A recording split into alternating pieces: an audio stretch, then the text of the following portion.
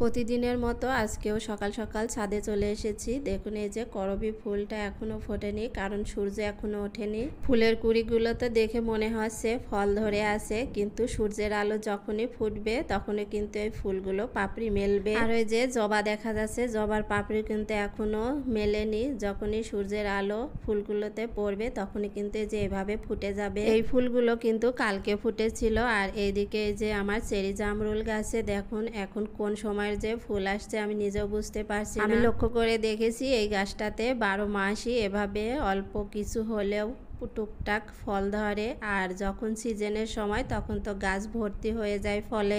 যাই হোক, মাশাল্লাহ শীতেও জামরুল খাওয়া যাবে। আর এই জামরুলগুলো খাওয়া যেমন তেমন দেখতে অনেক বেশি সুন্দর লাগে। আর এদিকে এই যে সিম গাছ কালকে বিকেলেও দেখলাম সোজাই আছে, কিন্তু রাতের মধ্যেই দেখুন ওর লতাগুলো একেবারে বেড়ে গোলাপ গাছকে পেঁচিয়ে নিয়েছে। লতানো গাছ কিন্তু এমনই এক রাতের মধ্যে অনেকটা বড় হয়ে যায়। আমি এটাকে সুন্দর করে একটা লাঠির সঙ্গে এখন পেঁচিয়ে দিব। আর গোড়ার দিকে যে মোটা মোটা পাতাগুলো ছিল সেই পাতাগুলো আমি কিছুটা ছিঁড়ে ফেললাম, তাহলে কিন্তু ডগার দিকে খুব সুন্দরভাবে বাড়বে।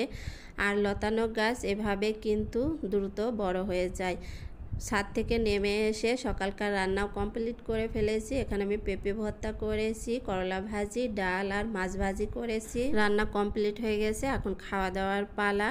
আর এই যে আমার মেয়ে ঘুম থেকে উঠে আজকে ছাদে চলে এসেছে, কারণ তার বড় ভাইয়ের আজকে জন্মদিন, সে উপহার দিবে। তো সারা বাগান খুঁজে খুঁজে একটা লাল গোলাপ ছিল, সেটাই কেটে দিলাম। ফুলটা তার তেমন একটা পছন্দ হয়নি, কিন্তু গরমের সময়ের গোলাপ তো এমনই হয়। সে ওই ফুলটা রেখে আবার বলছে আমি শিউলি ফুল দিব। ছাদে প্রচন্ড রোদ, তাই বললাম গাছের ছায়ায় বসে ফুলগুলো খুঁটে নাও। সে অনেকগুলো ফুল খুঁটছে, সবগুলো না খুঁটে সে নিচে যাবে না। ফুলগুলো সব খুঁটে নিয়ে এখন নিচে যাচ্ছে, ভাইয়াকে দেবে। এই যে আমার আগে আগে নেমে যাচ্ছে, ভাইয়াকে উপহার দিবে জন্মদিনের। তো আমিও নিচে নেমে এসেছি। আর এসে বারান্দায় এসে দেখছি, দেখুন এই গাছটাতে কত সুন্দর মাশাল্লাহ ফুল ফুটেছে। এই ফুলগুলো তোলার জন্য জিদ করছিল, কিন্তু আমি তুলতে দেইনি। এদিকে আবার রোদ দেখে আমি আবার ছাদে চলে এসেছি, কারণ এই যে মরিচগুলো অনেকদিন পলিথিনে ছিল, দেখুন কেমন ছাতা ধরে গেছে। শুকনো মরিচ অনেকগুলোই কেনা হয়েছিল, অর্ধেকটা ভাঙাইয়ে নিয়ে এসেছি রান্না করার জন্য। আর এই অর্ধেকটা রেখে দিয়েছিলাম যে পরবর্তীতে ভাঙাবো, কিন্তু এই অবস্থা।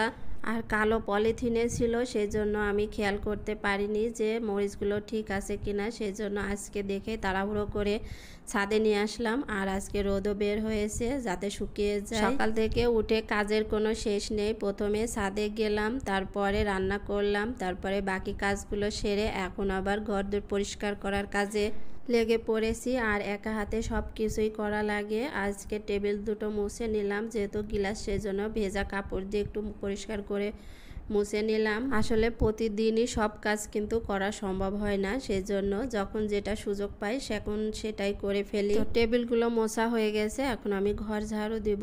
আর ঘর ঝাড়ু দিতে গেলে কিছু না হলেও আমার 1 ঘন্টা সময় লেগে যায়। আর যাদের বাড়িতে বাচ্চা কাচ্চা আছে তাদের কথা আর কি বলবো, সারাক্ষণ ঘর বাড়ি নোংরা করবে। আর এদানিং কি করে, কাগজ ছিঁড়ে ছিঁড়ে চিপাই চাপাই লুকিয়ে রাখে, কিন্তু যখন আমি ঘর ঝাড়ু দিতে যাই সেগুলো তো বের করতে অনেক ঝামেলা হয়, সেই জন্য অনেকটাই সময় লাগে যায় ঘর ঝাড়ু দিতে।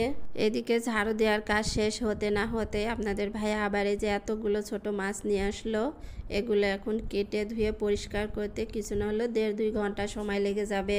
যাই হোক, আমাদের গৃহিণীদের কিন্তু সকাল থেকে উঠে এভাবে এটা সেটা কাজ সারতে কিন্তু অনেকটাই সময় কেটে যায়। সারাদিন একটু বিশ্রাম করার সময়টুকু বাঁচে না। আর যাদের বিশেষ করে বাচ্চা কাচ্চা আছে তাদের তো আরও বেশি ঝামেলা হয়। তো শেষমেশ মাছগুলো আমি কেটে ধুয়ে পরিষ্কার করে নিয়েছি, এখন ফ্রিজে রেখে দিব। তো আজকের ভিডিও সবার কাছে কেমন লাগলো অবশ্যই কমেন্ট করে জানাবেন।